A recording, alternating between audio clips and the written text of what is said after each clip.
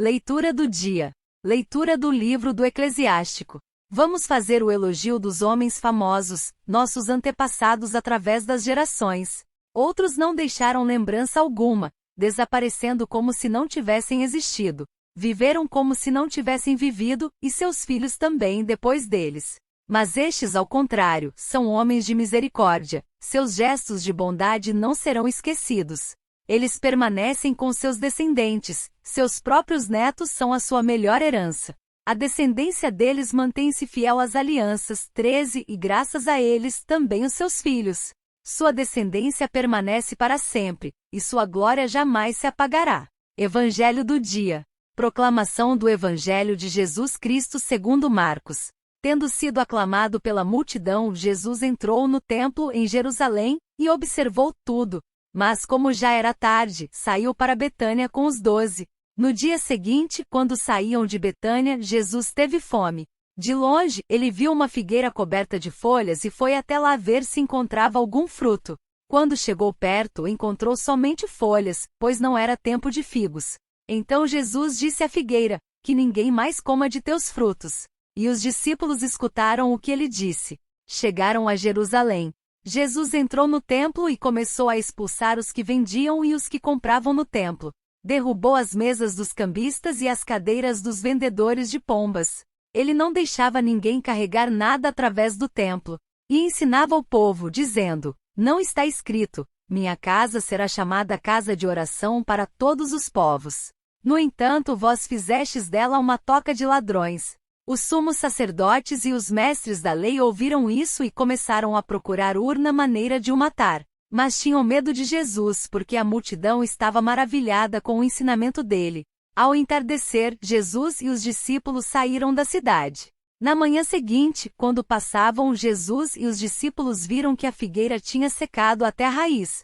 Pedro lembrou-se e disse a Jesus, olha, mestre, a figueira que amaldiçoaste secou. Jesus lhes disse, tende fé em Deus.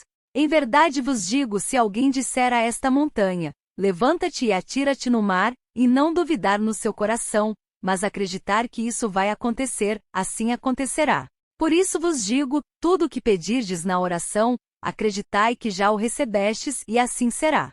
Quando estiverdes rezando, perdoai tudo o que tiverdes contra alguém, para que vosso Pai que está nos céus também perdoe os vossos pecados. Palavras do Santo Padre. Pai, que devo fazer para isto? Pede-o ao Senhor, que te ajude a fazer coisas boas, mas com fé.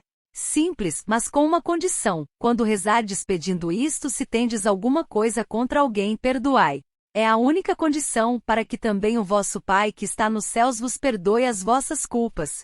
E Jesus amaldiçoou a figueira porque é estéril, porque não fez nada para dar frutos. Representa a pessoa que não faz nada para ajudar, que sempre vive para si mesma, de modo que nada lhe falta. No final, todas elas se tornam neuróticas. Jesus condena a esterilidade espiritual, o egoísmo espiritual, eu vivo para mim, que nada me falte, os outros que se arranjem. São Marcelino, presbítero, e Pedro, exorcista, mártires na Via Labicana. 2 árvores de louro, um bosque que muda de nome, um núcleo de catacumbas são, hoje, os mais famosos do mundo. São sinais de uma natureza que se dissiparam no tempo, que sobrevivem na tradição escrita, são pedras que resistem nos séculos e dão solidez à tradição. As raízes dos 2 mártires cristãos do 4º século, Padre Marcelino e o exorcista Pedro, despontam aqui mediante antigos martirológios e escavações subterrâneas. A Grande Carnificina. Transcorria o ano 304. Em Roma, enfurecia-se a terrível perseguição anticristã por ordem de Diocleciano. Esta foi a última grande carnificina das autoridades romanas, antes do período do Clemente Constantino. O segundo dos 4 editos com os quais Diocleciano queria aniquilar os cristãos consistia, em particular, na prisão de bispos, sacerdotes e diáconos. Muitos foram punidos porque os tribunais tinham a faculdade de emitir sentenças capitais. Neste, o padre Marcelino foi preso e, como tantos outros, rejeitou negar a sua fé em Cristo. Assim, tantas prisões tornaram-se pequenas comunidades de fiéis. Martírio oculto. Na prisão, Marcelino conheceu Pedro, um exorcista. Juntos, anunciavam a mensagem de Cristo e muitos se convertiam e pediam para ser batizados. As narrações hagiográficas com detalhes mais ou menos lendários, falam que eles realizaram milagres, entre os quais a cura da filha do próprio carcereiro. Para os juízes, naturalmente, isso era demais e queriam eliminá-los. Aqui a história torna-se mais segura, graças ao Papa Damaso I, que a narra alguns anos mais tarde. Marcelo e Pedro foram torturados, levados para um bosque, conhecido como Selva Negra, onde foram obrigados a uma última e cruel humilhação, escavar suas próprias covas e por fim decapitados.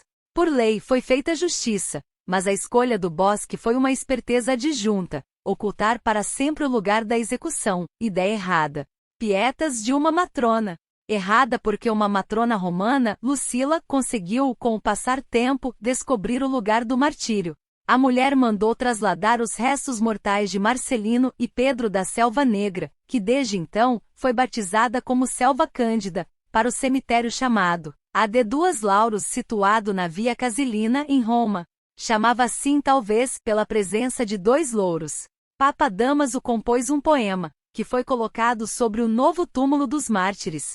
Uma vez destruído pelos gotos, o Papa Virgílio mandou recolocá-lo, além de inserir os nomes dos dois mártires também no cânon da missa.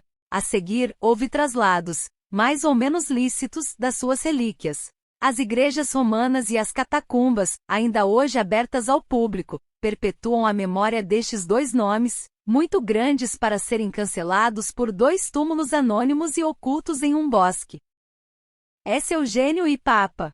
Por ordem do imperador do Oriente, Constante, Eugênio I foi sucessor do Papa Martinho I Mártir. Governou a Igreja, entre 654 e 657, rejeitando com decisão contra Constantinopla a ambígua profissão de fé do novo patriarca bizantino Pedro. Foi sepultado na Basílica de São Pedro.